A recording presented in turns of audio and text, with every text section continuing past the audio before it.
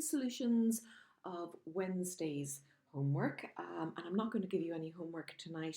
This is the last day that you have maths before the midterm. And I think you've done an awful lot of work this half term. So you really do deserve to take that time off and relax and refresh yourselves as much as you can over the midterm, please. So we were working with the slopes of parallel and perpendicular lines. So we were given slopes. -1/2 was the first one, 3/4 was the second one, -1/3, -8/11, and 13. And those were our 5 different slopes. So the parallel slopes are just going to, super quick, you just write down the same thing. -1/2, 3/4, -1/3, -8/11, 13. And that's it, okay? That's all you're expected to do with parallel slopes. Perpendicular, turn it upside down and change the sign. So for each of these slopes, I will swap the numerator and the denominator, 2/1, and change the sign. And sometimes I'll tidy it up a little bit afterwards. So that will be 2. This one, turn it upside down and change the sign. That's it, that's all you have to do. So the 4 is on top now and the 3 is on the bottom. This one, turn it upside down, 3/1, and change the sign to a plus. So I tidy that up and write it as 3. This one, turn it upside down and change the sign. So you can write in the plus or don't bother writing in the plus, it doesn't matter.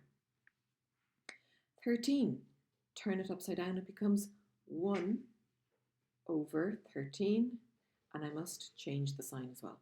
So you can put that minus on top, on the bottom, or in the middle, it doesn't matter. Okay, so this is one of those questions where it shouldn't take you very long if you know what you're doing, and if you don't know what you're doing with it, then it can of course take ages because you're trying all sorts of different things. So you really have to learn those facts about parallel and perpendicular slopes. Question 2. The line K has a slope of 5/4. Find the slope of M. So the slope of K is this, and they want us to find the slope of M if M is parallel to K. Parallel to K means same slope. You don't even have to write down this much. If you just wrote down 5/4, that's perfect. Full marks because they're parallel. So the next one, the slope of M is equal to -3/4, and L is perpendicular to M, so the slope of L is going to be 4/3. Turn it upside down and change the sign. And you can check, do they multiply together to give you -1? And of course they do. Question 4, the line K, so the slope of K is equal to 2, and M is perpendicular to K, so the slope of M is -1/2. Wherever you want to pop that minus is fine, on top, in the middle, or on the bottom. Question 5. The line K, now they're being a little bit tricky here, aren't they? They're giving it as a decimal, so the slope of K is 0.25. And straight away, I hope you guys will change that to 1/4. So 0.25, we know that that is 1/4. And then when they tell us that L is perpendicular to K, we can say that the slope of L is -4. Now, what if you didn't notice that something like that was, could be written as 1/4? So I've got 0.25. If I want, my calculator just does it, but suppose I wanted to turn it upside down, and can I put 1/0.25? I can. And it gives me 4, and then I change the sign as well to get -4. So just be aware that even if you don't spot the relationship between decimals and fractions, your calculator can help you out with that.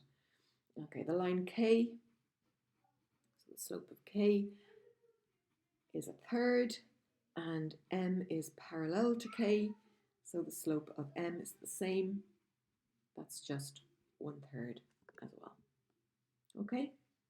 So let me know if you have any problems with that. It's really important that you'd understand those well. Let's take a look then at question 7. where they gave us the equations of a bunch of lines and they want us to write down the slopes. So 2x plus y minus 8 is equal to 0. The slope is the x coefficient over the y coefficient and change the sign, minus 2. So this is something we did yesterday. Part B, 3x minus y plus 6 is equal to 0.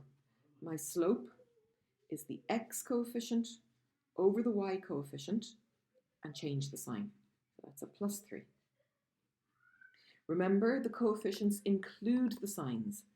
So part C, 2x minus 2y is equal to 9. You know, this is not in our normal format, but the constant actually doesn't affect the slope. So we could have just calculated this straight away, but just let's make it look like what we're used to seeing. Make things a little bit easier. Then the slope is the x coefficient over the y coefficient and change the sign. So 2 over 2 is 1. Part D,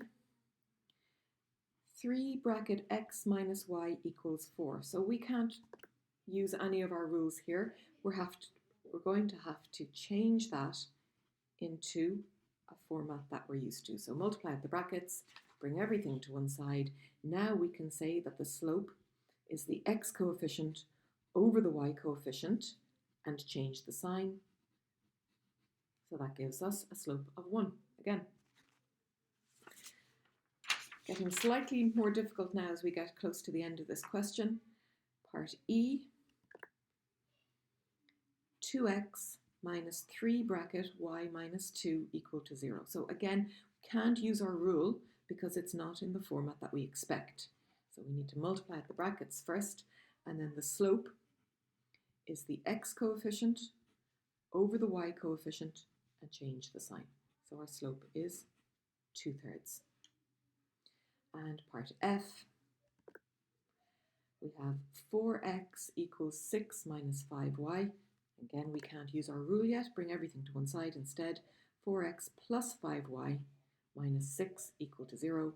And now our slope is the x coefficient over the y coefficient and change the sign. Minus 4/5. Again, it doesn't matter where you put that minus sign. And that was everything. So hopefully everybody was able to do those fairly quickly. I imagine these last couple might have caught a few people out. If there's anything you still don't understand about parallel and perpendicular slopes, please let me know. Okay, thank you.